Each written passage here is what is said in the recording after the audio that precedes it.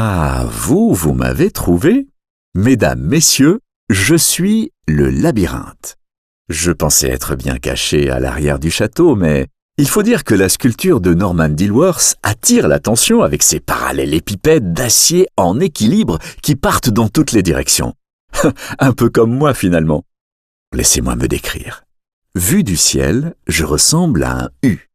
Mes allées sont bordées de cloisons végétales à peine plus hautes que vos épaules et dissimulent mes petits secrets. 9 en tout. 9 petits jardins d'environ 30 mètres carrés que j'appelle mes chambres. Comme je suis joueur, des passages secrets et plusieurs chemins vous mèneront à eux. Ah, je les aime, mes jardins, car ils ont tous une particularité étonnante. Si, croyez-moi. Au cours de vos déambulations, vous découvrirez un étonnant carré végétal. Ici, toutes les plantes sont vertes. Vert tendre, amande ou vert olive. C'est un véritable feu d'artifice de vert. Un sentier vous permet d'en faire le tour et sous vos pieds, vous sentirez par alternance le crissement des graviers ou le craquement de morceaux d'ardoise. Dans une autre chambre, un ponton de bois zigzague au-dessus d'un ruisseau et son lit de galets. À chaque virage à angle droit, on peut prendre le temps d'admirer les roseaux, les plantes aquatiques ou encore les papyrus. Ah, il y a aussi mon jardin aromatique avec sa jardinière octogonale aux allures médiévales qui trône au centre et 4 jardinières en pleine terre qui sont délimitées par de petits treillis de branches tressées. L'estragon, le thym ou le romarin s'y épanouissent aux côtés de rosiers, d'absinthes et de fleurs à bouquets aux couleurs vives, le tout sous la surveillance des pommiers bien organisés qui encadrent fièrement le jardin. Un autre jardin abrite un symbole mystérieux.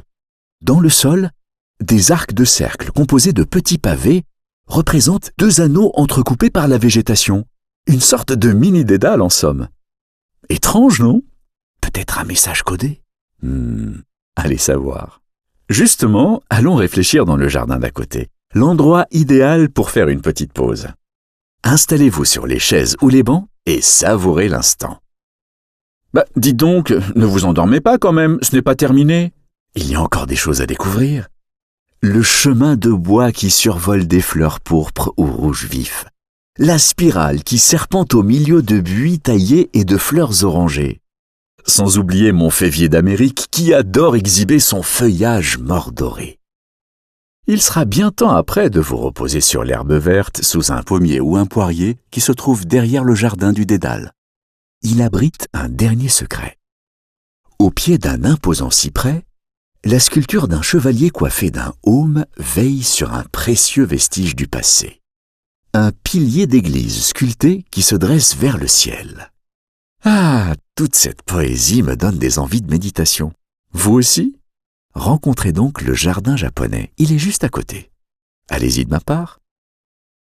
Une audiodescription réalisée par Zeugma Concept, coécrite par Tanguy Neck et Marie-Laure Abonneau, lue par Alain Gazal, montage et mixage François Desvages.